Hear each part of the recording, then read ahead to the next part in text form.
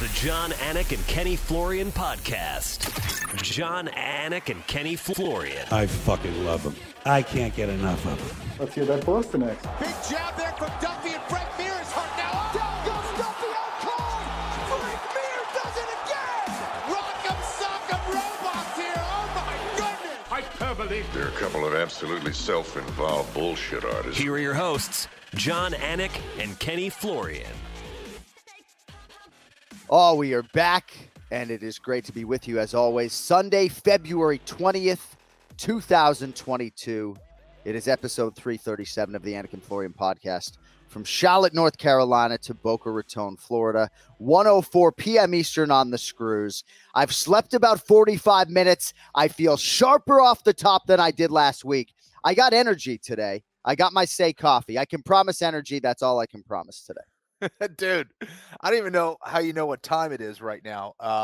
Those cross-country flights are brutal, man. And the time change, I mean, man, you're a beast. Got to toughen up. You were calling some fights over the last few days as well. I was. We had a little PFL Challenger Series, trying to find some new talent to the PFL. We found one. We found a tough Brazilian kid. But kind of a new thing, like a reality show kind of merges with fighting, and not bad, man. I was prepping, catching bits and pieces. Ken Flo was letting the comedy fly a little bit on the commentary, which we appreciate. Banging on Sean O'Connell's myriad tattoos. But Conan Silveira, he of American Top Team fame, his son Josh wins by submission. Talks a little trash afterwards. No contract, huh? Yeah, it was tough. I think he struggled a little bit more than everyone thought he was going to. I think people thought he was going to run through and just kind of let his grappling skills, fly out there. We didn't quite see that. Listen, he's undersized. He's probably more of a 185er than he is a 205er out there. Still, he got the win. But, it's just like the Dana White Contender Series. Right. A win doesn't guarantee you a contract. You got to go out there and perform and impress. And, I think he'll get another shot later on down the line, but still, good to see him get out there, perform, and get a win. And you guys got a lot of help on that broadcast. I find myself jonesing for a little bit more Ken Flow, but I digress. Headlines this week brought to you by Oddshark.com, the most reliable source for sports betting information with the latest odds, insight, and analysis on everything UFC. We would strongly encourage you to check out Oddshark.com/UFC to get all you need to know before placing bets on the upcoming fights this weekend. The Oddshark Fight Center is live. Big resource for fans and the media as well. All the matchup information compartmentalized in a nice, ingestible way. Oddshark.com also giving you a compilation of all the odds from various sportsbook. Compare prices, opening, closing, and their experts, Joe Osborne included among them. Insightful and not at all rookies when it comes to MMA. They have been invested in mixed martial arts and handicapping the sport for a long time. So check it out in advance of IslamMakhachev and BobbyGreen this weekend. Every click also supports the Anik and Florian podcast. Oddshark.com/UFC. Don't forget the second S. Let's get to headlines, shall we?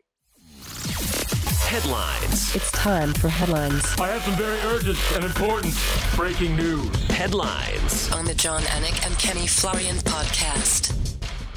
All right, UFC Fight Night, Walker versus Hill. Cody Merrow was screaming from the goddamn rooftops to anyone who would listen, JamahalHill round 1 TKO plus 225. JamahalHill by first round knockout. Light heavyweight contender. If you're asking me now, future number one contender, title shot / champion or not, I would certainly be in the yes category with this guy. I think he's a special talent, unique confidence. Unique brand of confidence with this guy. It just trotting his son around. It's like whole thing planned, probably bet on himself plus 225. What'd you think of Jamal Sweet Dreams Hill? He is graceful. He is technical. He is composed. And he's a killer when he needs to be. That's just like the perfect mix. And everything he does, I think, it's pretty to watch. And he's one of those guys that, in my mind, is a martial artist. He doesn't necessarily look like the most intimidating guy. He's not physically gifted as, say, a Johnny Walker is, right? But he goes out there and he's an absolute sniper. Landed that beautiful shot. And again, he is more of a scalpel to Johnny Walker's hammer, and he's so precise, landed when he needed to, took him out. just clean performance yet again. This is a dude that people are sleeping on. And I have a feeling that after that last performance, people are going to be that much more ready and perhaps prepared for a big-time star in that division. I look forward to seeing him grapple again. You know, I think the Paul Craig fight, while not an outlier, would be very competitive in a rematch. Paul has a fight coming up with, I think, Nikita Krylov. A lot of the guys in the top 10, top 15 are booked, but JamahalHill's going to get a big fight. And for Johnny Walker, man, obviously this is tough. You know, he invested a lot in this training camp in himself. It was a spar-heavy training camp. You may have heard me sort of say a couple of times on the broadcast. I don't know if that's here nor there or what. I don't know if he's a chinny individual at this point in time. But JamahalHill, man, he does have that sort of throwback type power. It touches you once. It's like touches you, just the body's just like fly to the canvas, you know? Scary stuff. Absolutely. He did a great job of utilizing the energy of Johnny Walker against him. As Johnny was coming forward, that's when he landed the shots. And when you see the most devastating car crashes is when two cars are kind of colliding into each other, and that's what happened. It was just the intelligence of JamahalHill, which was the difference. And again, I was blown away by everything about it. Even, and I actually went and kind of was looking at the post-fight show and listening to him. He brought his son out there, who very quiet, young kid. And, you know, everything about how he handles the interview too is graceful. Like he's slick, man. Like he told me a lot without even his fight game, like the way he handles the interview and how mature he is and how he raised his son. Like, you see, this is not your regular fighter. Like he's got an intelligence and a maturity to him that is pretty rare, in my opinion. And ice water in his veins. It doesn't matter if it's a little octagon at an Apex with 75 fans or big arena. I think he's going to shine. I hate to sort of ask you what you think the ceiling is. I'll preface it by saying he is a grappler first, has a very good head coach in Chad Pomeroy, a very good team. He's a good teammate, not unlike Israel Adesanya. He's got a lot of components of a champion.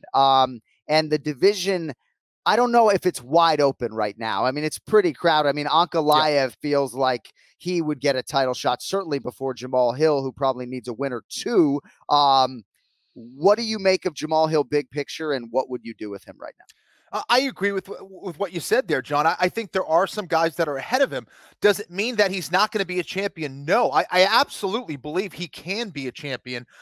You know, with that Paul Craig loss, I think that's the kind of loss that's going to drive someone like JamahalHill. That's the kind of thing that's going to motivate him and get him to shore up those weaknesses that perhaps was exposed in that fight. So, yes, does he need to improve his grappling based on what we saw? Yes, but I do think he has absolutely all the makings of a champion based on what I've seen, based on how he handles himself, based on how he has climbed back in that division with the adversity that he has experienced. So, yeah, I mean, the ceiling is very high on him, and I would not be surprised in the least to see him as a 205-pound champion at some point. I would think a fight against a Volkan Oezdemir would maybe make sense at this point. He's a veteran. He's another good striker. Oezdemir has greatly improved his grappling. I think that'd be a fantastic measuring stick to see exactly where JamahalHill is at. Cody, if you wouldn't mind getting the poll results, AnikFlorianPod on Twitter for the poll question. Who would you like to see JamahalHill matched up with next? Man, my contact lenses are bothering me. If you're watching on video, by the way, they look red as hell. Looks like I just drilled a backwood to my melon in the backyard. I did not do that. I just haven't slept, so I apologize for that. All right, so divisionally speaking, Glover Teixeira, I think he's still 42 years of age and not 43. He's the champ. The number 2 ranked contender, Yuri Prochazka, will be fighting him. Jan Blachowicz is the number 1 contender. He was to face Alexander Rakic in a main event March 26th in Columbus, Ohio. I would assume that fight is going to be rebooked. I don't know exactly. Anthony Smith is number 4 in the world. He's a good friend of mine, a colleague. I don't know that he would have the appetite for the JamahalHill fight. I mean, Anthony Smith, I think, has been in like 10 UFC main events, if I'm not mistaken, something close to that number. Wow. He wants to fight the number 3 guy in the world, not the number 12 guy in the world, not unlike Dominic Cruz and other guys who are trying to fight up and not down. And and Anthony Smith, the consummate workhorse. Maybe that would, I like that fight, right? But I understand my friend ain't trying to fight down. Thiago Santos is 5, Magomed Ankalaev is 6. Those guys are fighting March 19th or something like that. No, March 12th, I guess it is. And then Dominic Reyes, right, is number 7 in the world. He's lost 3 in a row. Volkan Oezdemir, number 8 in the world. He's lost 2 in a row. So I think it very well could come down to Reyes and Oezdemir. Dominic Reyes has been out for a long time. But I would imagine, all right, 46% of our respondents like Dominic Reyes, 31% Anthony Smith. And then I think I combined Volkan with somebody, 11% for Volkan. All right, well, we'll see. Either way, must-see television, JamahalHill. It's like you can make your red eye when JamahalHill's fighting to the Concom crew and everybody else. You can make your red eye, JamahalHill ain't going 25 minutes. You can be sure. And the confidence, I mean, I can't say enough about it. I led, the main card on camera with it. I mean, he's just, it can't help but rub off on you. Cody's right, and the ceiling is the roof. Yeah, I mean, I'm interested to see if the Craig fight comes around again and everything that he can do at 205 pounds. All right, managing the clock here a little bit. Kyle Dawkins over Jamie Pickett. Catch weight of 195 pounds. Submission by Darce choke at 4:59 of round 1.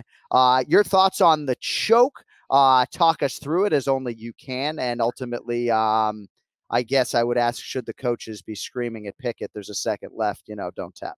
Yeah. Listen, I'll do my best here. I do think that when you're in half guard, sometimes you get a little lazy and you're blading your body. You're turning towards your opponent in an attempt to get that underhook. But in doing that, you open yourself up to a Darce. And that becomes particularly dangerous against a guy like Dawkins, who has used that technique in the past, who has those long arms, who knows how to apply it. Whether you're in half guard or not has nothing to do whether you can finish it or not. I know that Dom thought maybe it wasn't a threat. There absolutely is a threat. It's a threat. I think that's one of the more dangerous spots to hit it. And it becomes particularly a problem if you are bladed and turning your body. So actually, he would have been a little bit safer if he was able to kind of get his back to the mat a little bit. That can be tricky if you get your arm behind that back so you can't turn. Dawkins knew that. Dawkins had it very tight. He was aware of how much time was left. Not a lot anyway. So, yeah, I was surprised that, Pickett was in there for so long and not doing anything about it. It seemed like he wasn't trying to move at all. He was just trying to fight it out. And with the choke, you can't out-tough a choke. There's only so much pressure that your carotid artery can take. There's no out-toughing that. You can delay it, but you got to move and you got to create space, and he wasn't doing that. Dawkins did a great job of sticking with it, being persistent, and getting the submission with literally 1 second to go. Awesome performance, man. His takedowns were on point. The way he was, getting him to respect the strikes and level changing. He looked really sharp last night, man. He's a very good fighter. And Kenny came into our pre-show meeting just raving about Philadelphia's Kyle Dawkins. He's really good. He only had 1 win to show, I think, for 4 UFC appearances coming in. Should have had the win over Kevin Holland, which would have been a huge green stripe on his Wikipedia page. So Cody nicknamed Chris Dawkins the heavyweight, who will headline against Curtis Blades coming up on March 26th. Chris Dark Horse Dawkins, right? And Chris responded to it. He said, I'm not going to have Bruce Buffer introduce him as Chris the Dark Horse Dawkins, but he liked it, right? So now you got Kyle going, I'm the Darce Knight Dawkins, And so, shout out to the Anik podcast producer, because he had something to do with the Darce Knight, which made it on a microphone inside the UFC octagon. All right, Jim Miller. Okay. So he had obviously a bout with Lyme disease that he has since been able to control. It's my understanding that it never really goes away. But he sort of thought, competing at UFC 196 and then UFC 200, that he was going to retire at UFC 200, right? Had he retired at UFC 200, he's not a Hall of Famer. He's a Hall of Famer, right? Like, do you remember we were talking about Jim Miller and Dan Miller making their UFC debuts on MMA Live in 2008? It's 2022. And rest assured, he'll fight injured at UFC 300 if need be in 2024. Legendary career. I hope he'll be healthy enough to get to, but to think that the guy who had to battle this is going to be the guy that ends up having the all-time record for UFC appearances. The wins are great. I'm more impressed by the appearances, if I'm being honest. Oh, no question about it. It's it's very impressive how durable he has been, especially given the fact this isn't a guy that, knocks people out necessarily in 5 seconds all the time. He's not a guy, who doesn't get hit a lot. He's a workhorse out there. Like, he is your typical blue collar style fighter who has been doing it with that style for so long, yet he is so incredibly durable. I think that's a testament to his mindset, to how he has adjusted over the years as far as taking care of himself and all those things. But again, you created the backdrop. You gave the backdrop there. The fact that he's had Lyme disease, like, that takes its toll on you. All that stuff he's dealt with and still has pushed through to have these many wins in the UFC, man. Like, my body hurts thinking about it. I know. He is tied now with Donald Cerrone for the most wins in UFC history with 23. His next UFC start will be his 40th walk, which means he's weighed in at least 42 times. I know at least one fight within the last 12 months or so went away after he weighed in. So all the props in the world to the legend Jim Miller, and I really think he's a Hall of Fame fighter at this point in time. And Nicholas Mota too, man. Like, I think he's a really good fighter in defeat, man. Like, he works hard. I was very impressed with him in our fighter meeting. His English, he's just traveled all around the world working so hard, and he's put in, what amounts to 3 UFC training camps to have one UFC debut. And obviously it did not go swimmingly for him, but I know you liked him in the fight, and so did Vegas, Yeah, listen, I think he's really tough. I think his toughness kind of became his undoing there a little bit. He stayed in front of Jim Miller a little bit too much, and he was happy to just go out there and trade. He needs to create more angles, needed to feint a little bit more, and respect Jim Miller. I think he was landing some shots, and he thought he was going to be able to, be the heavier hitter out there. And I think with some more slickness and a little more experience, I think he's going to be okay, so but a tough lesson for him. You got to respect the veteran Jim Miller, and I think maybe he underestimated him a little bit and paid for it. So if you get bored, go to Jim Miller's Wikipedia page and close your eyes and just think of a name. And I guarantee you he's fought him. It is incredible to look at the talent that man has faced. And I guess you fight everybody. I mean, at this point, just give him a date, right? Just give him a fucking date. Doesn't even matter who's on the contract, right? He will fight newcomers. He will fight anybody that you put in front of him. And, my hat tip to New Jersey's Jim Miller. All right, Joaquin Buckley and Abdul Razak Al Hassan. Much was made of Commander Dale Brown in the corner of Joaquin Buckley. What'd you think of the fight? I mean, if you're Buckley's head coach, you got to be like, this is fucking interesting, isn't it? Interesting. Hopefully the commentary team knows my name too. My God. Yeah, seriously, I was thinking about that. But it seemed like it was mostly a marketing ploy, right? And I don't know. Maybe it helped him. Maybe it didn't. Maybe it lost him some respect. Who knows? I mean, yeah, exactly. Let's not discredit Dale Brown. But either way, it was an exciting fight. These guys went after it. They were throwing down. It was relatively close, I thought. I thought Al Hassan showed some improvements on the ground. I thought he showed some improvements in regards to his grappling. Both guys looked absolutely jacked in that division. And I thought a pretty solid win there for Buckley, who seemed quite fired up. If Al Hassan wasn't so scary, I would call him like Abdul Razak Al Gasson, because he just gasses out, man. He's trading at elevation right now. I think he was saying a lot of the right things going into the fight.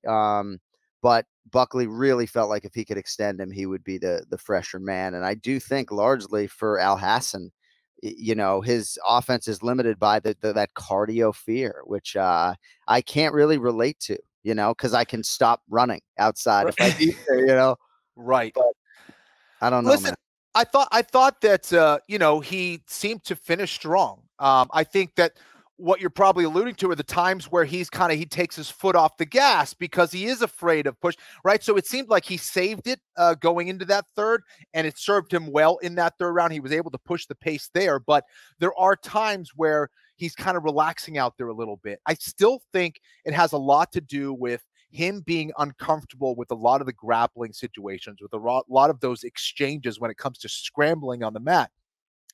And to me, that's going to come with time. I think there's both the disconnect of understanding the technique and then let it settling into your body where now you're breathing through it and just kind of chill.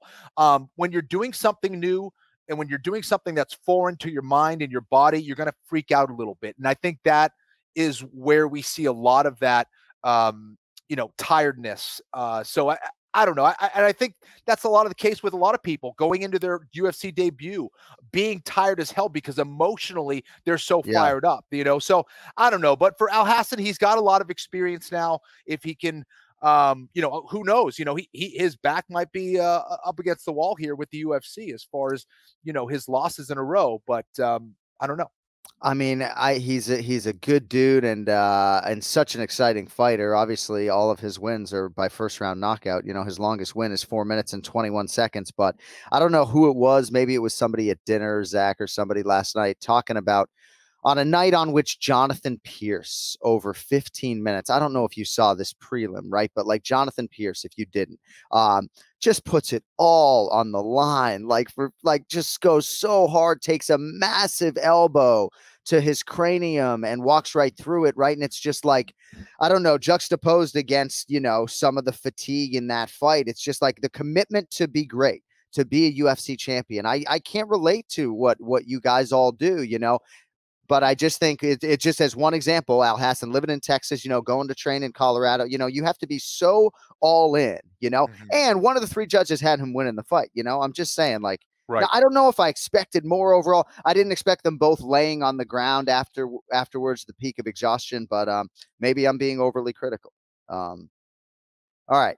David Onama over Gabriel Benitez in the featured prelim. Oh, I should probably put some shine on Parker Porter in case Tyson Chattier's listening. Parker Porter's got a 3-fight winning streak in the UFC heavyweight division. I thought that was the best version of Alain Baudot.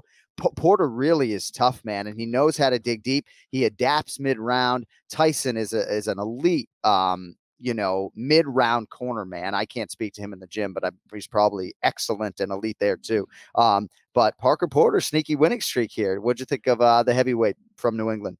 Yeah, I mean, showed an insane amount of toughness. He was eating a lot of jabs out there, but he stuck to the game plan. He believed in himself, kept pressuring forward, and it was on the ground where he was getting his, having his best moments of success out there, and just outpositioned him. And I thought that really was the difference. It was close, some of those early rounds. Yep. But the fact that he was able to take a lot of shots and continue to press forward and stick to that game plan, I thought was really impressive. Another good win. Yeah, I agree. I think his opponent looked really sharp.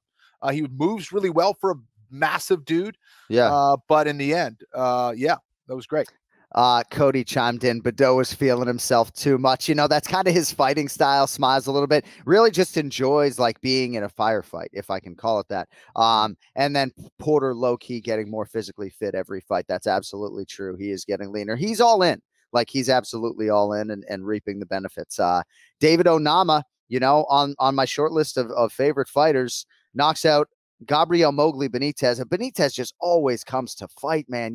Always bonus chasing, always knockout chasing, and lands so many devastating strikes, but obviously paid the ultimate price. What do you think of David Onama really shining through a couple of UFC appearances, kid?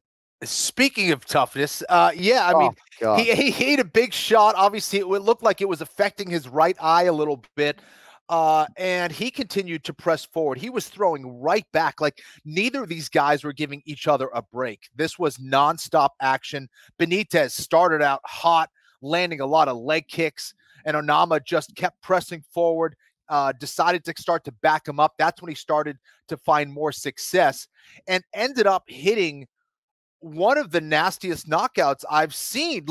It was one of those shots where, is Benitez going to be okay? It was one of those where he just put him out, dude. And the follow-up shot was nasty. It was a shocking knockout, just the way it went down. And it was a back and forth fight up into that point, but Onama's got some serious power and some serious tenacity, man. That was a fun fight and a nasty knockout. And those asking, James Krause will be back on the podcast, most likely making picks before UFC 272. But, Jimmy Krause can be a little bit reserved with the smiles. I don't know that I've ever seen him so happy than he was after David Onama did that. And he did his 50 Gs. But, they pulled him aside. They pulled Onama aside to give him some message before his post-fight interview. I don't know if it was like, hey, call this dude out. I hope they didn't say go asking for the bonus, because if you are a UFC fighter, bit of advice, like there's a way to handle your microphone and make them want to even more give you the bonus. The begging for 50 G's ain't the way to do it, but he got it done regardless, but all right. David Onama, future star. Chaz Skelly in his retirement fight. I just have to say, seeing him on the scale, man, like it's a hard cut for Chaz. Like you can just tell in the fighter meeting when they say on a Thursday, or I guess it was Wednesday, that I'm about to go cut weight. And you just know it's for Chaz, it's hard. And gosh, man, like seeing his frame on that, he's just there's nothing on his thighs, man. Nothing there, man. It's nuts. But I just have all the respect in the world for him and what he's been through physically. And, he has a full-time job now selling roofs. But he's 19-3 and, several fights above 500 in the UFC. Just, body abandoned him. He goes out on a really high note, and he really upended Mark Striegel. Did you see Chaz by chance? I did not. I saw highlights of it. Really happy for the kid. Glad that he's got other stuff going on. But yeah, that's extremely impressive. I mean, what a record. And to do it in the UFC, I think is, especially impressive. He has had issues, injuries and all that stuff. He's huge for the division. And I thought that was one of his better performances, based on, the highlights that I saw and the recap. It was good to hear. All right. So I have to, because I defended Keith Peterson in that whole Dominic Cruz sweepstakes back in the day, I have to do this for objectivity. So, but Chaz, and I hope you don't mind, Chaz Skelly, that I'm bringing this to the podcast, but, just messing around in a text after the win, he sent me, tell Dom I got one in on Keith Peterson for him, because Keith was the referee and he got a couple extra shots in there, just messing around, obviously. And we hope Striegel's okay. But I showed it to Dom and he kind of got a kick out of that. But I have to say, and I hope that any referees, officials, judges who are listening to this, I have the ultimate respect for these people. I really do. If I could defend them as a collective body more, without just getting a whole bunch of noise in my life, I would. But to say that Keith Peterson hasn't been willing to adapt since the Dominic Cruz-Henry Cejudo fight would be ignorant. It's like He is understanding that maybe, I'm not saying he's admitting that that was premature. He'll probably defend that stoppage until he's blue in the face, and he won't be blue in the face from cigarettes and beer, but I don't know, man. I feel like he has amended his style a little bit and his leash is a little bit longer based upon that stoppage, and it happened all right in front of Dominic Cruz. It's a very interesting dynamic. That's all I got. Yeah, listen, I think any intelligent person is going to be open-minded. You got to listen to any feedback that comes your way, whether it's critical or not. And doesn't mean you have to accept it, but it does mean you have to listen. And I think Keith Peterson's been around the game, and I think he's humble enough to listen. And I agree with what you said. Maybe he wouldn't go back and change what happened in the Dominic Cruz fight, but I do see some adjustments being made for sure. Keith, again, no matter what, he's been one of the more consistent referees. He's been one of the best referees in the sport, period. All right, well, one guy who doesn't like this midday Sunday time slot is Raymond Peter Longo. Let's get to Ray. It's now time for the Ray Longo Minute. I want you to punch a hole in his fucking chest. That's what I want. The Ray Longo Minute. Starring Ray Longo. The John, Anik, and Kenny Florian podcast. Great fight for the kid. We had a rough weekend, but a couple of guys came out on top, and it was Justin was one of them. And man, he's almost like his boxing is on point. Those type of fights he's going to win 10 out of 10 times. It's just that's the way it is. He's that good, and we'll see what happens. But he just definitely reminds me of that Nick Diaz type of style where you're going to hit him a couple of times and you're getting hit with 8 punches coming back. So I thought it was a great fight for the kid. Shout out to his dad, Ernie Montalvo. Yeah. I tell you, that guy just saves the day every chance he gets, man. What do you mean by that? Well, I mean, he drove me there and back, which was nice. And task, huh? I mean, dude, he's got to deal with you in the car for how many hours? No, listen. Oh, but he drove me there Wednesday night and then came back home. You know what I mean? So, I mean, the guy is just, there's nothing he won't do for this kid. It's a great thing to watch and observe. And I think Justin said it in his post-fight interview. I mean, like, Ernie is, they just got a great relationship. And, the kids come a long way from somebody that was getting yelled at in the gym every day to, man, this motherfucker can fight. You know what I mean? So it was a great to watch him grow. It really is. And we'll see where it takes him, but he's very good, and that's his style of fighting. And I think he's going to beat 9 out of 10 guys easily like that. And he's undefeated, right? Like 2-0 or something, just getting going. Am I not mistaken? No, he's 5-0. Yeah, 5-0 with 4 knockouts. Yeah. See, I mean, it's exciting. These are nights that the family's going to remember, and you're going to remember for a long time. Ernie Montalvo is a listener to the Anik and Florian podcast. Oh, big. He supports everything. Justin. Let's go. Ray, it looks like you got a haircut. Would you, for the love of all things sacred, just center yourself on camera? Cody, I mean, really? I got to do this every week. Wait, can't Cody center me? It's like I'm stuck on a little couch here. I can't move. Or maybe the viewers don't care because of their blind. You're rather left. You're rather left. There we go. How's that better? You know what? It's look at that. There we go. I love that I'm catching strays here. I mean, what am I doing? Hey, Cody, you should be able to center me. Drop down here. I mean, we're live to tape. I took my contacts out. I can't see a thing right now. We do appreciate this, though, because I understand you had a late night. I texted you that I was hurting, and you kind of texted me back like, you have no idea, right? And where are you right now? You came back home? I flew the red eye, yes. And I slept a little bit on the plane, and, I'm paying the price. Lucid enough. First class? No, it was no. No, I was in coach. Well, we flew a JetBlue leg, if you really want to know. I don't believe they have a first class cabin, if I'm not mistaken. You had the extra leg room. This guy, man. I'm just asking. It's unbelievable. Kenny told me to ask you. Kenny, it's not for me. Kenny said he texted me before the show. Said ask him if he flew first. I swear. This is crazy. Kenny, I tried. I don't know. I used to joke with Ken Flo, right? Because there would be times where we would maybe feel bad when we would see somebody on the crew or, walk by. And, it's like I'm like burying my head because, it's like if Stefan Struve walks by, it's like, dude, take my fucking seat. I'll go By feeling bad, John means we chuckle as they walked by. Yeah, right. Yeah. Wait, define feeling bad, though. Well, no, I would just joke. Because that's the best thing that ever happened to you. Yeah, poor bastard. You know what it is, Ken? Exactly. That's why this guy's all for face masks, so they can't identify him when he's in first class. Hey, he puts on 2 face masks. Do you know why announcers historically sit in business class? Do you know, Ray? Do you have any idea why that would be a thing that would be negotiated in contracts for announcers?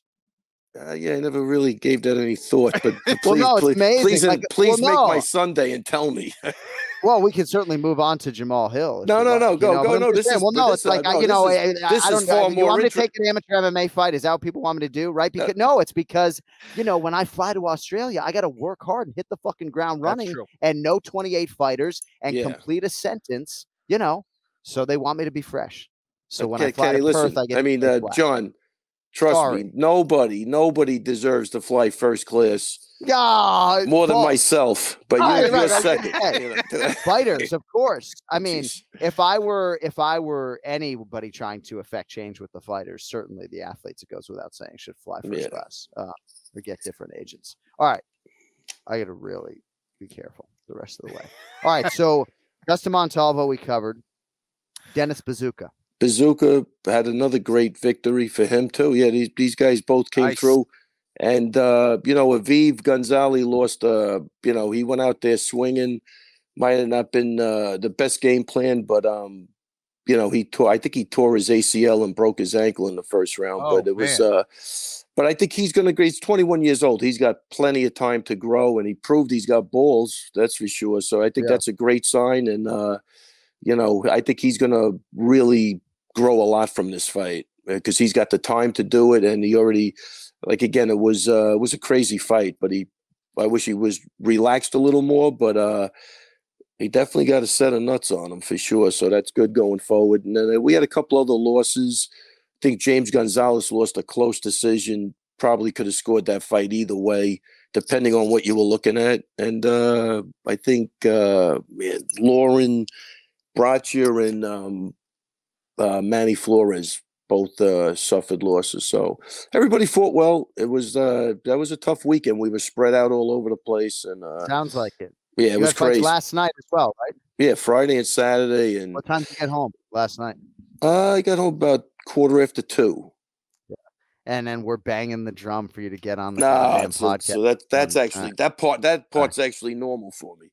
All right, because the listenership, the comments suggest that most people tune out if you're not here.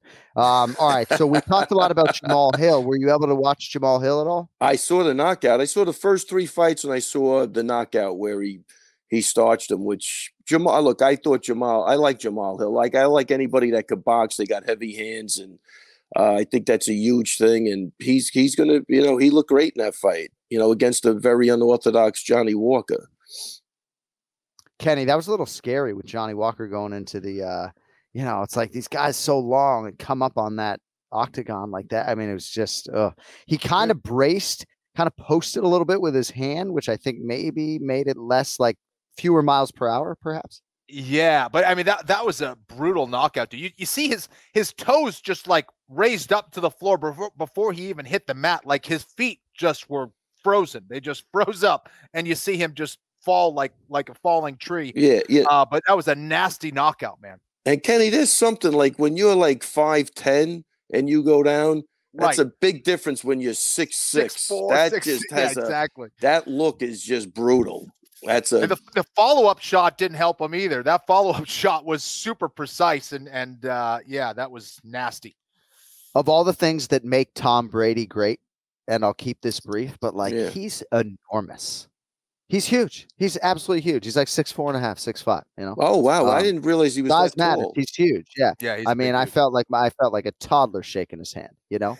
And Brock Lesnar has big hands, but they're big top to bottom, right? Whereas Francis Ngannou shakes your hand and it like shakes your arm. But Brock doesn't have a huge hand. Anyway. Am I boring you, Ray? Wow, Kenny, what happened? First length is what we're talking about here. What happened to him so today? You don't enjoy the content at all today, huh? I love it. Wait, hold on a second. Oh no, I literally love it. Did you get to look at Brock Lesnar's toes by any chance? Hey, no, I'm just asking. I want to know. Oh, Ray's on fire. I didn't. I didn't. Is there something you wanted me to investigate in case? No. Okay. But when Johnny Walker fell, did you hear it? Could you hear it? Like if nobody was there, if nobody was in that arena, with him falling, would that have made a sound? That's what I want to know. It's an important philosophical question. It didn't make much of a sound. Okay. So it backs up that tree in the forest theory. Right, that's good. Oh boy, I think we lost him. He's gone. No, I'm just going back to my notes. I mean, I haven't. Right, what do we got? Come on, let's go. What else we got? I have 3 other items for you. Did you watch any of the Super Bowl? No, that's not one of the 3 items. Not a lick. Does anyone in your house watch the Super Bowl or the halftime show or any of that? I think my girls did. Yeah. You think they did, but you don't know. No, I'm going to say they did. See what I mean? It's like deceptive, like my oldest daughter. I have 2 daughters. One lies, one doesn't. No, I think they did. I don't know, but I can ask them to make sure. I'm just trying to tell the truth. I don't know. I heard them talking about it, so I'm assuming they watched something of it. Okay. All right. But they don't understand football, if that's what you want to know. They just watched it for the wrong reasons, I'm sure. All right. Well, that was not one of the 3 remaining items I had. Number 1. So much was made of this Commander Dale Brown from the Detroit Urban Tactical. I have it on my notes. I'm nothing without my notes. But did this surface with you, this sort of viral self-defense commander who ended up in Joaquin Buckley's corner? I did see it. I don't know a lot about it, but there was somebody on, I guess, Instagram that was making fun of him maybe or something, but I saw the clip where he's got him in like an arm bar. And he's moving the wrong way. Like the fingers to the throat. Detroit Urban Survival Training, my apologies, in Ferndale, Michigan. Thanks for the exact street address, Cody. Let's just get to Jim Miller, okay? Oh man. I mean, like you gotta just admire the body of work. And one thing that came out of our fighter meeting, it sort of dovetails with what Kenny was saying about him earlier. He just said his inner monologue is like, throw, even if you're not trying to hit the target every time, just throw, be busy. You're here to fight, throw. And then when he got cracked early, it's like, just throw. And I don't know. He's a special individual. I think that I agree. I couldn't agree more, man. The longevity and the consistency that this guy has, I believe, is second to none. Yeah, no, 100%. Right? I mean, I mean, this guy's and he's not slowing down. It's crazy. How old is Jim now? I mean, I remember him from years ago. Not yet 40. He's got to be approaching, though. Yeah. Again, I'm useless without my notes, but maybe 38, if I'm not mistaken. Yeah, I'm saying phenomenal what this guy's done. He's been to contention. I know he's had at least a 4-fight winning streak, but I don't know how, did he get to number 5 in the world at any point? It's truly remarkable. And I think he has a great chance to retire as the all-time wins leader, right? Because in theory, he's going to stay more active. And this fight, I guess, would probably, put him out for 4 or 5 months after taking a crack like that. Maybe not, but yeah, man. You were admiring him on social media, I saw over the weekend. So yeah, you can't say enough about this guy. Plus, I like the guys that go in, they fight their balls off, and they're humble. You just talk to them, and you could just tell they're good people. The braggadocio guys and all that bullshit. For me, it's just not for me. But I'll take a guy like Jim Miller any day of the week, man. Just a grinder and a guy that seems to be almost getting better. Maybe didn't he have Lyme disease, or he had some problem where maybe that those shackles are off, and he's been looking really good. What's your read on JamahalHill? I mean, you said braggadocious, right? And I see JamahalHill as confident more than cocky, right? And he just so happens to back up 90% of what he says. Obviously, there were some lessons learned in the Paul Craig fight, but how does he strike you? Because you seem to like him.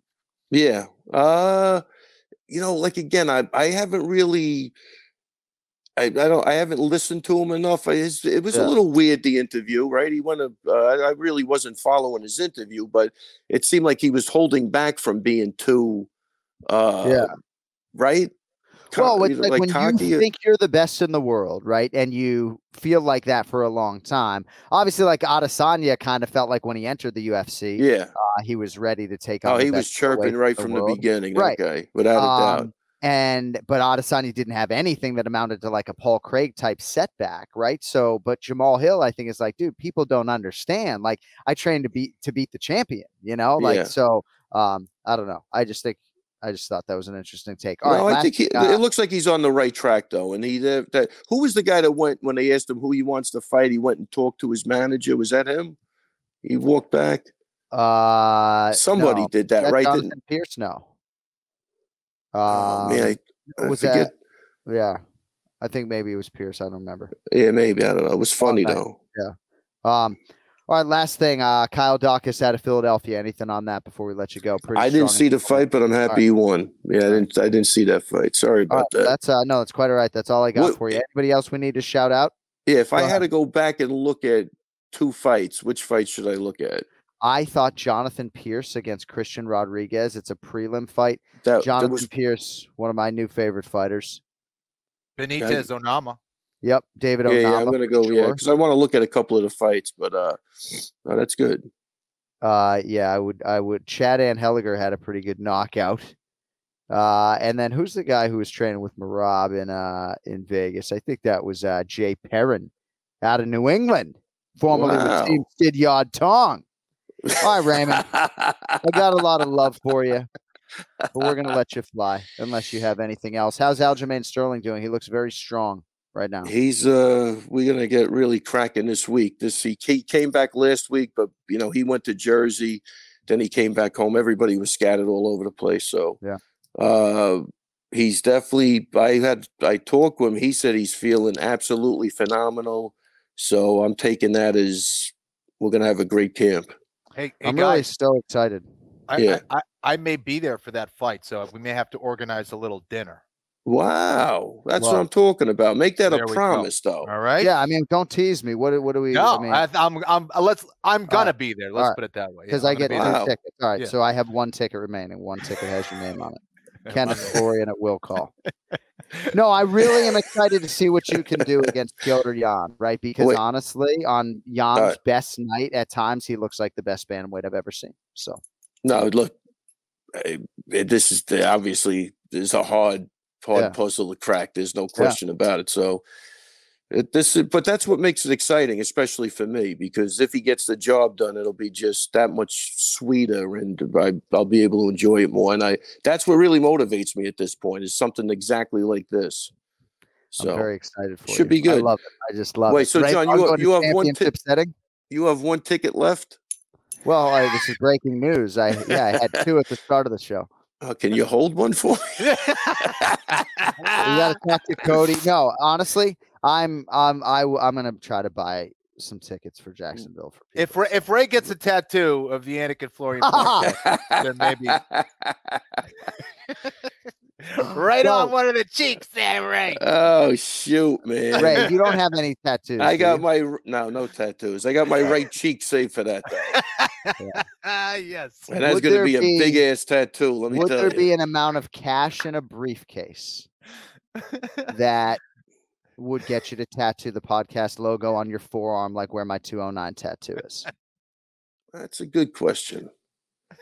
Like when you say an amount of cash in a suitcase, $10,000. No, definitely not. $10,000. He's got more pride. That's about 8 cold brews. What are you talking about? $25,000 in a definitely briefcase. No. We got to go. No, it would be $500,000 or more. So what if it was in a location that nobody would see? $250,000. $250,000. Yeah. Right, 10,000. What do you next week? Okay? What do you think you're talking about? Some fucking kid from high school who doesn't cash my 4-figure check ever because you want 10,000. Jesus Christ! I tell you, I was I donated that to my dog Lucky's fund. Amazing. It is amazing that it's February 20th and we sent him a check in 2021 and he hasn't cashed it because I guess it's not enough figures. No, was that? No, I cashed it the other day, believe it or not. Thanks for the I told you, thanks for the reminder.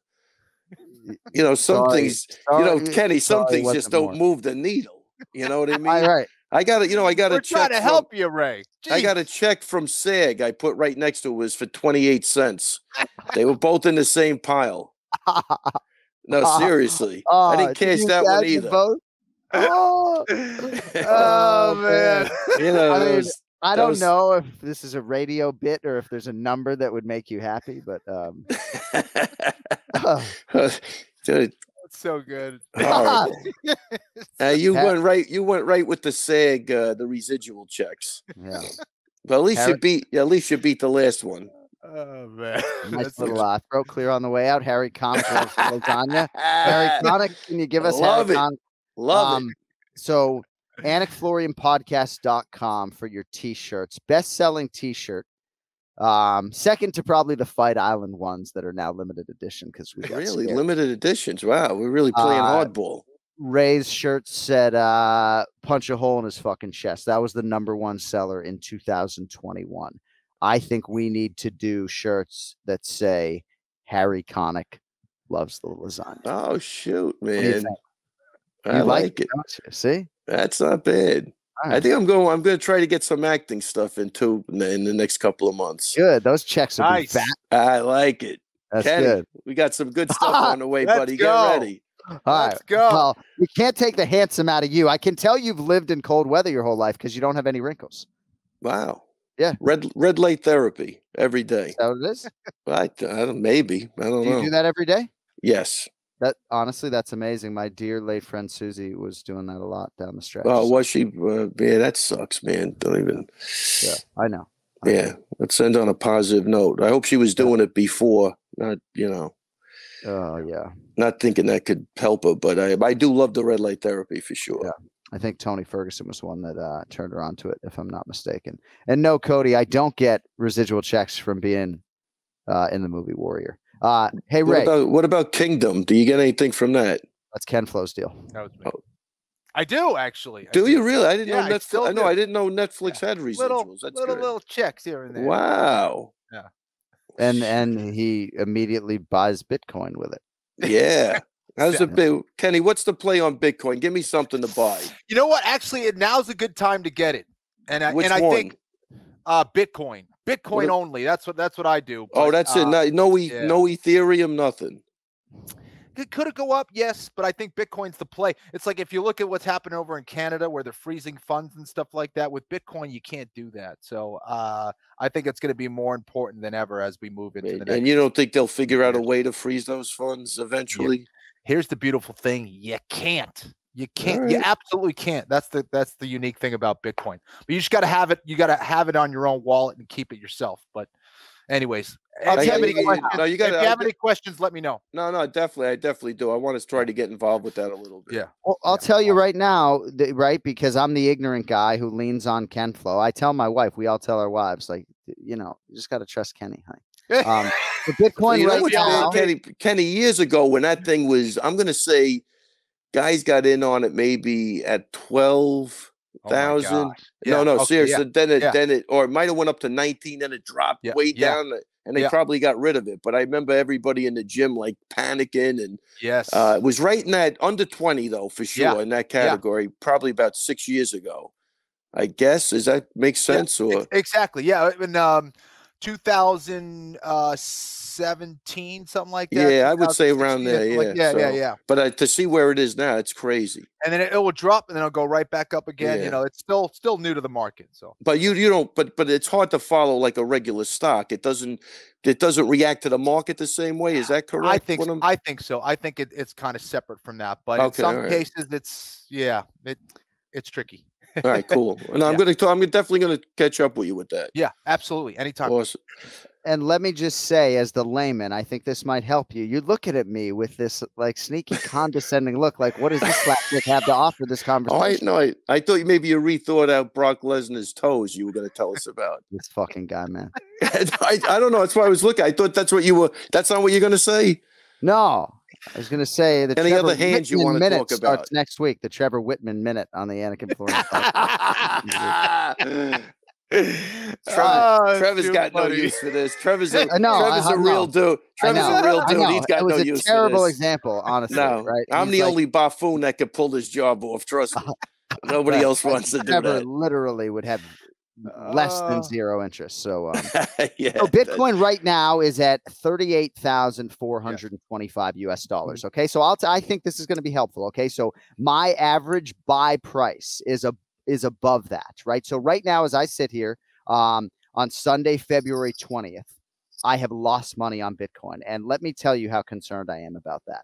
Not in the slightest bit, yes, at all. And I will perpetually buy it at all sorts of different rates, small buys. And to me, it is easy to follow. Yeah, it bounces all over the place. But for me, it's like sports gamblers like me, addicts, right? Or avid sports gamblers. It's almost like the losses are like as gratifying as the wins at some. It's crazy the way it affects you. It's like, of course, this shit fucking went down the day my wife goes. But John, if we had your money though, we wouldn't give a shit either way where it went. No.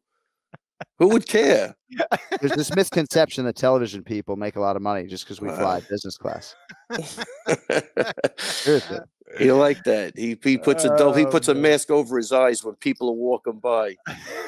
There's that cocksucker. Look, he's sitting in first class, gloating. Hey, next time we're on a plane together, if your seat's behind mine, I would gladly switch with you. Or any of your flights. Very good. Can't, don't blame my television performance on my coach seat, Fuck, man. I really hope a lot of people don't download this. Listen, if you do have to sit in the back, just make sure your knees smell good. That's all. Because they're going to be right up in your fucking nose. I got to go. Let me get out of here. This time. Take it easy, guys. Bitcoin for everybody. Let's go.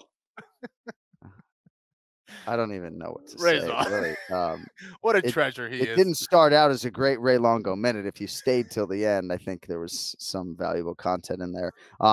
Hope Brian Petrie hasn't been waiting too long. We're going to get to the pronunciation of the week as we bring on our executive producer. He is Cody Merrow. Hi, Cody. I mean, Ray's turning down $10,000 cash. I mean, what kind of money is the coach making these days? Jesus. Unbelievable. I'm just over here nagging me you. like, oh, you made it. You need to get it. You made it. There's no $10,000 offer for me. I can kick rocks. Unbelievable. You know? Jesus. Harry Connick, baby. He loves that I lasagna. know. He doesn't need 10 grand. Print the t-shirts. All right. So pronunciation of the week, not unlike last week, is a repeat.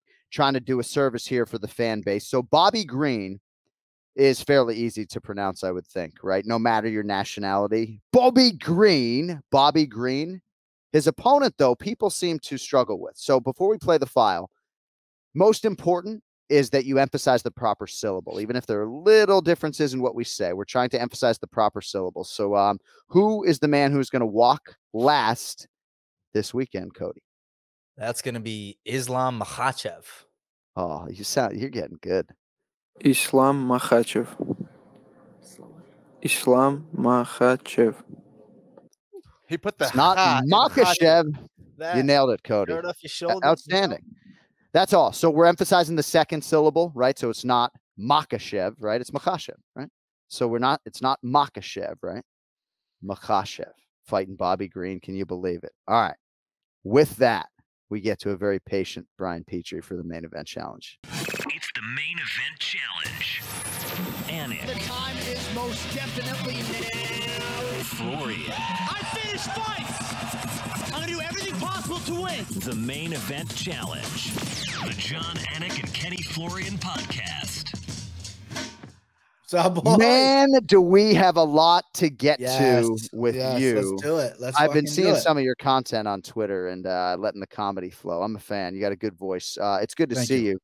Before we get to you cleaning it up in the sports book, we haven't spoken to you since your Cincinnati Bengals lost what was a very winnable Super Bowl. So I guess I'll start there. Sure.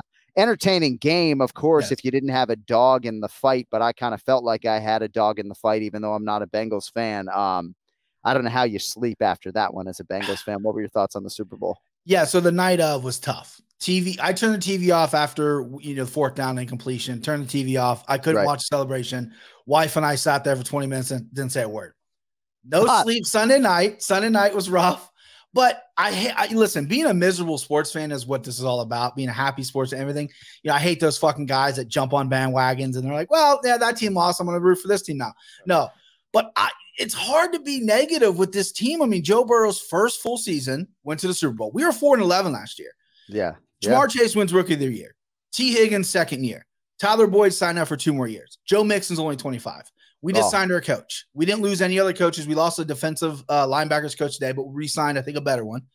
So it's like, it's hard for me to get upset. I think that's so fucking boring. I mean, listen, there's times where like I'll be driving and my body gets hot. It's because I'm thinking about the game and I've never experienced loss like that. But I will say one thing. One thing I will say is, how the fuck do you call holding on Logan Wilson on 3rd and goal? I want that ref's name. I want to look at his bank statements. There's kangaroo court going on. I can't fucking believe they didn't throw any flags all game. Well, that's and you the throw rub, that. right? Yeah, right. I mean, it went both ways.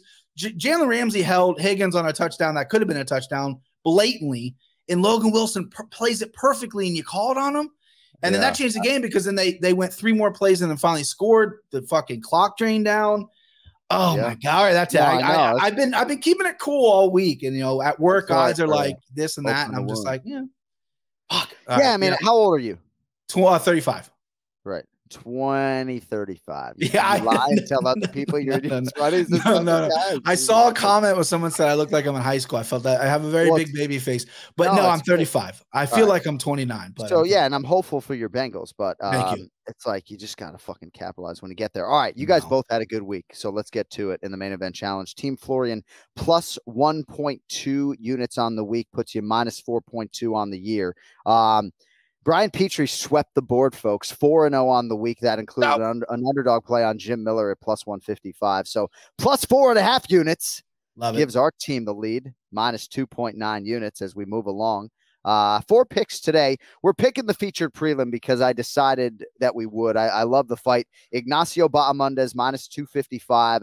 Rongzhu plus 205. Rongzhu, more pro fights than years on the planet. He is 21 years old, one of the youngest fighters in the UFC, if not the youngest. 18-4 as a pro. Bahamondes coming off a huge spinning wheel kick knockout of the no longer in the UFC Roosevelt Roberts. BP, what do you have for us on the featured prelim, sir? Ignacio Bahamondes. It's the funnest name to say. I love his name. I love his style too. I mean, comes from lineage in kickboxing. His father, grandfather was a kickboxer. Impressed me on the Contender Series. And then his debut, they throw him in there with fucking John McDesty, who is a seasoned vet striker and showed pretty well. I mean, the big thing about Bahamondes is obviously sometimes, you know, the weight, I mean, he's big. He's big for the division, 6'3". The weight can be an issue, and then he gets hit a lot. He likes to get hit a lot. Rongzhu, 21-year-old banger.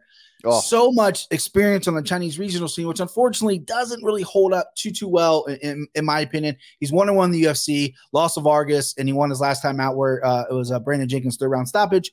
He looked okay. He looked all right, but he is a banger. But he's 5'9". Bahamondes is 6'3". Bahamondes has great kicks, and I think he just keeps him at distance, keeps him at range. Don't let Rongzhu get in and throw those heavy hands. He does have heavy hands, has some knockouts. I like Bahamondes here, probably by decision. I think Rongzhu is durable. He's confident young man. But give me Bahamondes by decision here. I'm high in this kid. Tough fight for Rongzhu. I hate to be the guy who sort of fence sits and says, oh, I wish these guys didn't have to fight each other because one guy's taken a loss, because I do think when you look at this Chinese contingent, Rongzhu is a guy who I think potentially could make some noise, and he'll have to come through here as an underdog. Kempflo, what do you have for us on this one? Yeah, listen, I don't think it's out of the question that Rongzhu wins this fight. You know, he is a banger. Sometimes Bahamondes will get a little excited and throw down as well. But I do think Bahamondes has more skills. I do think he should be able to win this fight. So, yeah, I'm going to go with Bahamondes as well. All right, the Armenian Arman Tsarukyan minus 320 taking on Joel Alvarez, who's plus 250. Both guys have won 4 in a row. Alvarez 19-2. This is a sneaky big fight at lightweight. Tsarukyan has maybe had more big spots and more shine on his name, but certainly the winner of this fight is going to be heard from. Brian, what do you think about Tsarukyan north of 3-1 here against Alvarez? I love this fight. I think this fight should become an event. I mean, both these guys are 155ers that not a lot of people talk about, but they're fucking real deal. Alvarez fell off my radar. You know, he debuted against Demetrius Magulov and then kind of fell off, but he's won 4 in a row and all 4 finishes. And stopping Thiago Moises the way he did is fucking impressive. The only big thing is the guy needs to make weight. He's 6'3", 155. He's 28 years old. If you're not making weight now, you're definitely not making it 30. He's probably going to see 170 in his future. And Arman came in and debuted against IslamMakhachev and did well. I mean, not many people can say that. He fucking did well in him. And he's a young kid, and he's also won 4 in a row as well. But, you know, he knocked out a tough Giagos who is a durable guy, but I don't really see him being like high level. That's his only finish. He's usually a decision guy. Alvarez, though, the more I look at this guy, and I'm so impressed with him.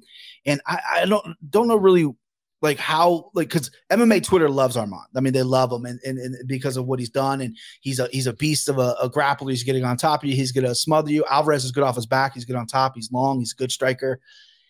And I think I like Alvarez because of the number next to his name. I mean, you got plus 250. I mean, I can see him catching, some hands because he's long, or even a submission because he's crafty off his back. He's got good chokes. He has long legs. He has good arm bars, good triangles.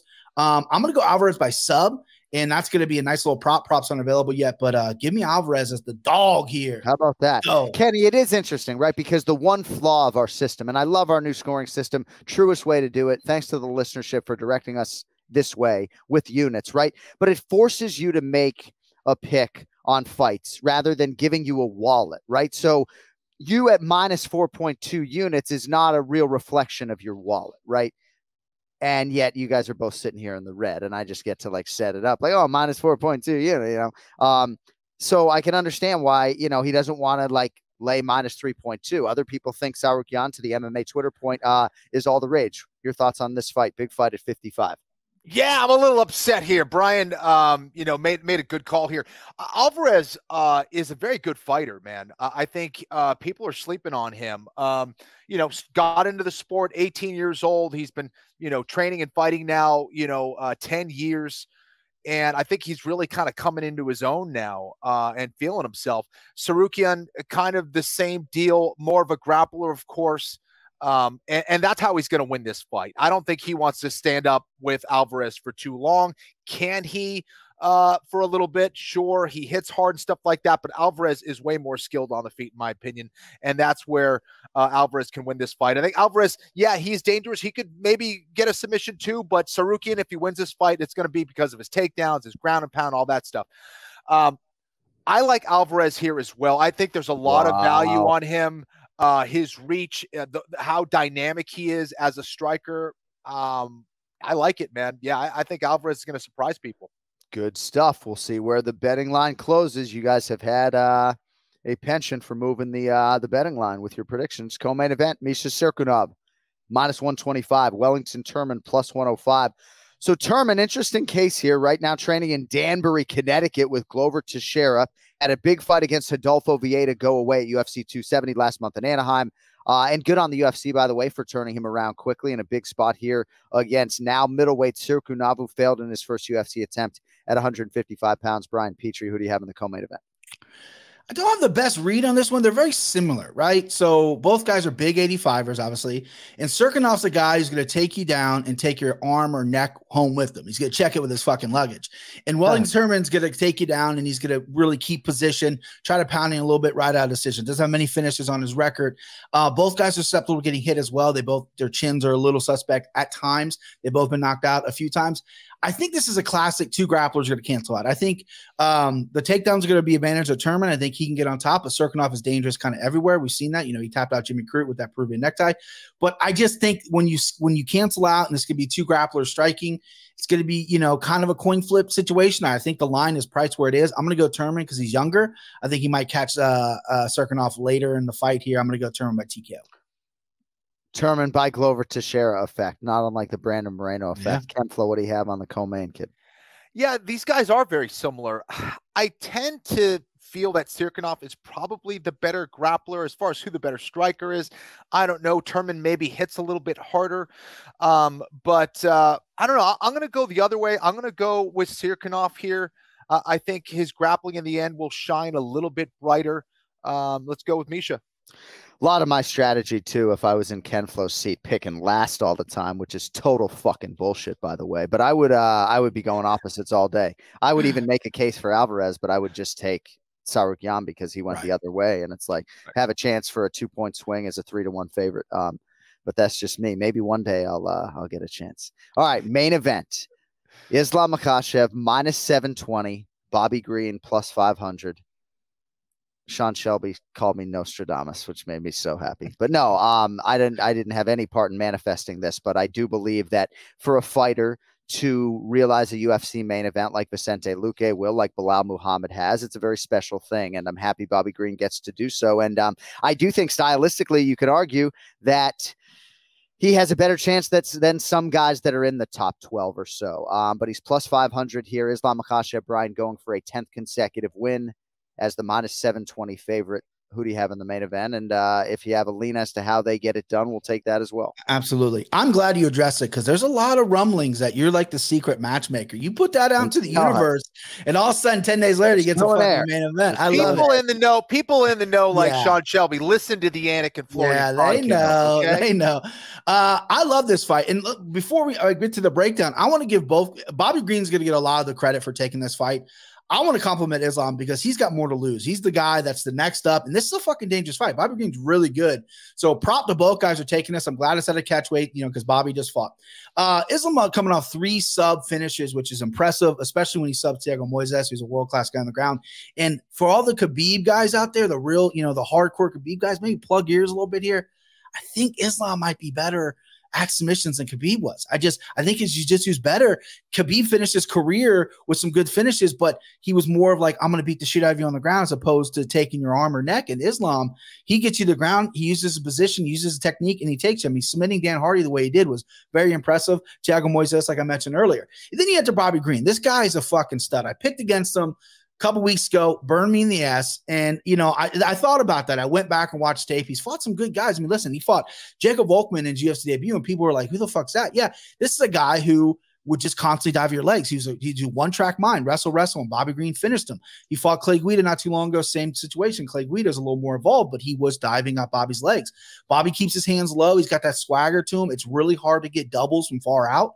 You're going to have to get in clinch. You have to clinch him up, and I think that's what Islam's going to do. But with doing that, he's going to have to get in striking range. And I don't want to be an asshole. Bobby Green, if you're listening, I love you. You're my favorite fighter, but I got to go Islam here because I think Islam's going to be the champ. And Bobby Green has only been submitted one time in his pro career, at least what I could figure out. That was by Dan Lozon, Joe Lozon's younger brother back in 2009. He's never been submitted to the UFC. He's only been finished once in the UFC. That was a Dustin Poirier in a really competitive fight. But give me Islam by sub because you're going to have to improve that number. He's 720 now. He's going to maybe close to 1,000. So give me Islam by sub. You're going to maybe you are going to get a better price. And that's what I like here because I think Islam's the future. And Kenny finished Dan's brother Joe Lozon in 2000. Yeah, he did. Yeah, he did. Was that Colorado? Yeah. Well, you think I'm going to miss an opportunity? I mean, Florian all day. Yep. I'm going to bid on that 30-foot octagon that Keith is selling too. Especially after today's episode, talking about business class tickets, have half the fan base after me. Kenny, again, like when Valentina Shevchenko fights and IslamMakhachev fights, right? These are going to be our most inflated numbers of the year, especially with our system. Like if you guys pick Valentina and she loses, you're probably going to be in the red for the year because it's like a 12-point loss. No value, I wouldn't think, on Islam for people here. What are your thoughts on what Bobby Green can do? I saw he's trying to sort of like do the right things in the limited amount of time that he has. He doesn't have to cut but to 160, I believe, right? If I'm not mistaken. He's aligned with Daryl Christian, he of USA Wrestling fame. So I think that's a good person for him to be trying to get some quick little knowledge from. What are your thoughts on the main event? And ultimately we'll need a winner. Yeah, listen, what Bobby Green has going for him is the fact that he's a very unorthodox fighter. He's not a guy that can be easily replicated. And he's just tough, man. And he throws strikes from everywhere. And he's not going to be intimidated. But I think where he's at a disadvantage, obviously he's taking the fight on short notice. And the other thing is, no matter who you get, right? You can get the most knowledgeable and most technical and best wrestling coach or best grappling coach in the world. They can't impart on you that knowledge that's going to save you in a couple weeks, not even in a couple months. So it takes a lot of sensitivity. It takes a lot of work. So because of that, it's hard to bet against Makhachev, a guy who has looked so dominant against guys that have been ranked higher than Bobby Green, guys that are very experienced, very good everywhere. And I also think, Brian made a great point. He may have better submissions than Khabib, but I think where Khabib's better is maybe positionally, but I do agree with Brian that submission-wise, he's probably sharper. I also think he's a far superior striker than Khabib as well. So he can set up those takedowns even better in a lot of ways because he's a little bit more orthodox, a little bit more traditional, and doesn't drop his hands or raise his chin up like Khabib used to. So there's a lot of pluses on Makhachev. I do see him being a champion in the future. And the way to beat Bobby Green is by taking him down. And Bobby Green hasn't faced the level of grappling that he's going to face here against Makhachev. That's why it's hard to bet against him. Let's go with Islam. All right, there you have it for the main event challenge. Nicely done, fellas. If you want more from Brian Petrie, what did your friends call you growing up? Any nicknames? Petrie. Last Petrie? name, Right, Petrie. I mean, it's tough to get it. I mean, all right. No, it's good. It's a good last name. Gives you a lot to work with if you want to procreate. Do you have kids? I do have 2 little girls. How old are they? 4 and 1. Wow, bro. Yeah. Same time frame as me. Yeah.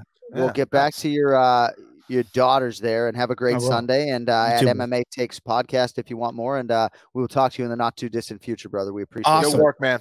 Thanks. See you guys. There he is, Petrie, with us, father of 2 for the main event challenge. So is your daughter old enough to be like, Daddy, is that you choking the bloody man? Or not yet? she has asked. Oh, yeah. She probably was asking that at like 2. Yeah. And you say, yes, honey. Yes. I am not the bloody man. Yes. Right. All right. The bloody man does not have that photo up in his house, honey. She knows that now we have blood in our body. That she's like, That's well, good. how does that happen? Yeah. Oh, One day I'll show you the Sean Shirk fight, honey. Really scare you. All right, it is now time to determine our 2022 intern. Breaking news. Well, not so breaking. This is a paid internship. We're going to pay you monthly. All right, so this was tough, right? Because all of these candidates, Cody and Kenny, were so worthy, and they're all finalists even to be in this conversation. So to Michael Alvarado and Jake Pearlstein and Nathan Vent and Luke Connell, Mason Phillips, Will Berger, Dallas from Staten Island, Colin Shea, Hayden Boggs, Philip Howe, Oscar Silva, Jake Temko. I hope I mentioned you all by name. We can't thank you enough for all of your contributions. Will Berger, everybody else, really good. We have shaved it down to our final four. Ken Flo did some fence sitting, right? It's like, so Cody, what do you have to add before we sort of announce the finalists and ultimately the winner? Well, just, thanks for everybody for the kind words for me, particularly. All the great compliments that were coming my way are much appreciated, of course. And I eliminated Oscar Silva because of all the Cody Merrow praise. So Oscar, we love you. Cody will be in touch. I think he has something in the plans for you, but I eliminated him based on all the Cody Merrow love, actually. Right, of course. Yeah. No, but we will be reaching out to everybody. We'll make sure that you don't leave home empty-handed. We love our fan base. We really want to be the podcast for the fans, We just want to weigh in on all the good stuff, And it's like the runner-up in like the Miss USA or Miss Universe should the duties. As intern of the Anik and Florian podcast, we could always have someone step in to replace them. Yeah. That's right. And actually the runner-up, I guess, in this instance, would be that person. All right. Yeah. This was really hard, right? Colin Shea, was probably my favorite personality of the group. Colin, want to hang out with you at Worcester State University, and maybe we could do some recreational drugs or something. But unfortunately, just outside the top four. Dallas from Staten Island has a history with this program. As loyal a supporter as we have, way exceeded the time limit, as did Hayden Boggs, both eliminated. Sorry, right? I mean, there have to be some rules, Cody. I mean, you gave them, 3 minutes apiece, if not more? What are we doing here? I love you guys. I'm just fucking around. What else do we have here? Love the Jake Temko vibe, but unfortunately not in our top four. All right. I mean, Mason Phillips with Colby Covington's walkout song was so great. All right. Here we go. Coming in fourth and getting Anik and Florian podcast or One More Sleep merchandise at the very least. Luke Connell, super genuine dude. Probably the front runner for 2023 Anik and Florian podcast intern, but he finishes fourth this year. Congratulations to Luke, one of the finalists. Kenny, Jake Pearlstein finishes third. He paid for a cameo from Ally Quinta. Got to be in the top four, right? I mean, Al nailed it. Jake didn't really tell us much more as to what he would add to the podcast, but he did not. I think that's where it hurt him a little bit, right? But it was cool. Like you could see, he wanted the job. He got, a guy associated with Ray Longo. Try to get his foot in the door there. So we appreciate that effort. Yeah. Well, and see, the tough part is I thought we were getting Al as one of the intern people. So I was I'm Ally Quinta will be the intern. Yeah, That would be great. You will, Al. Yeah. So all right. Got him in. That's good Our stuff. runner-up was a guy that one person had as their number one choice, right? So our runner-up is a guy that could have been the guy. Our runner-up is Nathan Vent. He's a Brazilian Jiu-Jitsu blue belt, right? Ken Flo elevates for that. I give you a demerit for practicing Jiu-Jitsu in a gi in 2022. But I liked his comedy, has some editing skills. So Nathan Vent is our runner-up. But the man who will be the 2022 paid intern for the Anik and Florian podcast is Will Berger. Congratulations, Will.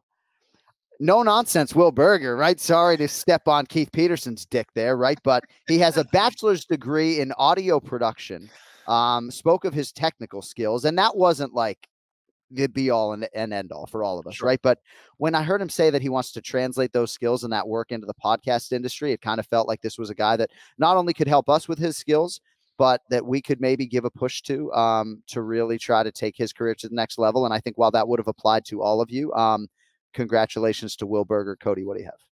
Oh, I just thought it was funny that Ray has you so afraid to say stepping on somebody's toes that you went to stepping on somebody's dick. Like you just jumped right to the crotch. But no, we're grateful to have somebody added on the team that can help us get this podcast out to more people. And there are big things coming for the ANF podcast here in 2022 that we cannot reveal yet, but there will be big things coming. Congratulations, Will Berger. We look forward to having you as part of the team. And to all of you, we really appreciate everything that you brought to the table with those videos. All right, AnikFlorianPodcast.com if you want to learn more about the show, buy merchandise. Cody probably tweeting out promo codes all the time on Twitter and on Instagram as well. Millions.co for your One More Sleep merchandise as well. And don't forget Kenny Florian with his Brazilian Jiu-Jitsu essentials. I'm a little underslept. Is it KennyFlorianMixedMartialArts.com? It's KennyFlorianMartialArts.com. And you do AF15 for 15% off. AF15, yes. All right, AF15, the promo code. KennyFlorianMartialArts.com. You got it. Yeah, you don't need the word mixed in there. That's a good website. All right, thank you all for indulging us. Another one in the can. We are back with you next Sunday or Monday, and we will see if IslamMakhachev has extended his winning streak to 10 or if BobbyGreen effectively flips the sport on its axis, as we are conditioned to seeing all too often. All right, guys, thank you all for listening. For Kenflo, for Cody, for Ray, for Brian Petrie, and Will Berger. We'll talk to you next week. Until then, have a great week. Stay healthy. See you later.